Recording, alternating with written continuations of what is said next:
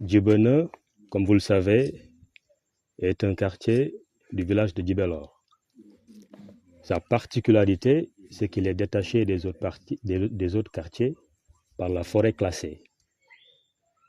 Ce qui fait de lui un quartier qui a des allures d'un village à part entier, qui partage des frontières avec la commune de Ziguinchor par le quartier de Djabir et le village de Baraf, avec qui ils partagent tous la même commune, celle de Niaguis. Djibouti n'est toujours pas loti, ce qui n'est pas le cas de ses voisins, en l'occurrence Djabir et Baraf.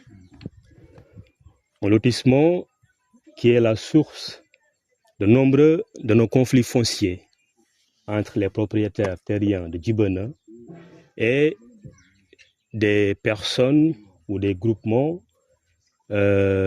qui brandissent des documents en revendiquant des terres qu'ils ont à Djibouti, vendues par des gestions fonciers de Djabir ou de Baraf. Des documents illégaux, bien sûr, puisque ces territoires-là dont ils réclament des terres ne font pas partie de Djabir ou de Baraf. Je rappelle que ces lotissements dont il est question, qui concernaient uniquement Bokot Mankagne et Baraf, ou Djabir dans la commune de Ziguinchor, n'ont pas respecté les limites de Djabir ou de Baraf.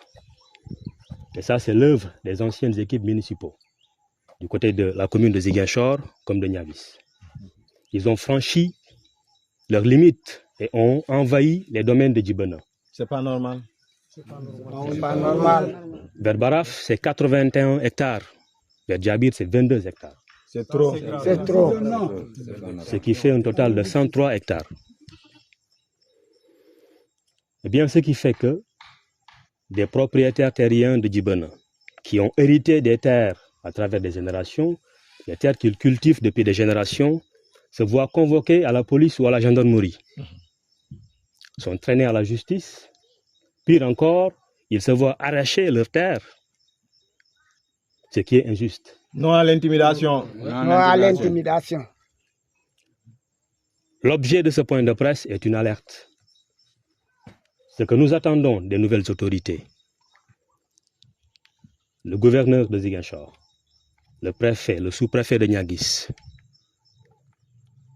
et leur supérieur, je parle du président, son Excellence Bassirou Diomaye Faye, son Premier ministre, M. Ousmane Sonko, eh bien, c'est d'intervenir, c'est de suspendre ces lotissements qui se sont faits dans les domaines de Djibouti injustement et de rétablir Djibouti dans ses droits, de poursuivre les suspensions qui se font un peu partout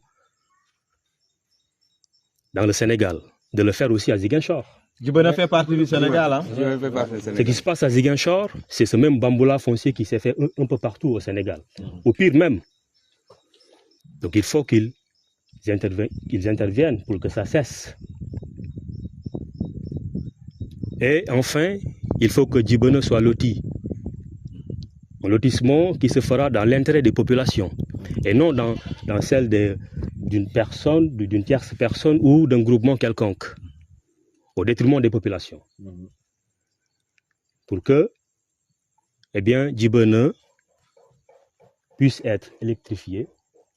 Il est inacceptable que nous soyons à environ 500 mètres de l'université Assane Seck de Ziguinchor et qu'il n'y ait pas d'électricité. C'est pas normal. C'est pas normal. C'est pas normal. C'est pas normal. On n'a pas accès à l'eau potable, C'est pas normal. ni à l'éclairage public. C'est pas C'est pas normal. normal. Aucune infrastructure de base. Les populations souffrent. Non seulement on souffre des intimidations, on est envahi un peu partout, les terres sont arrachées par un lotissement injuste qui s'est fait de part et d'autre, mais aussi on est délaissé. Sama souf, sama bakken. Sama bakken. Sama souf, sama bakken. Sama suuf, sama bakkan. Je voudrais dire que pour finir, les autorités ont la responsabilité de conserver la paix qui existe entre les quartiers que je viens de citer. Ah oui. Ah oui.